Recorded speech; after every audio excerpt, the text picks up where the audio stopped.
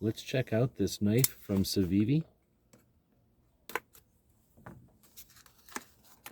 Comes in a nylon pouch. It's kind of fur lined. We've got a microfiber cloth with their logo on it for cleaning the knife. We've got a catalog and some warranty information. There's a Civivi logo sticker. Also a sticker that's like one of their knives. That's pretty neat. Then we've got the knife itself. This one is called the Crabby. It's a little one. Real easy to open.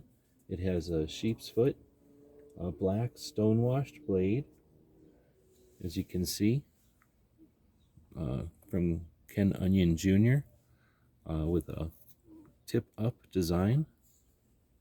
Has 3 lanyard holes for speed. Easy to open, easy to close. Liner lock, stainless liners. This one has the G10 OD green handles. I hope this helps.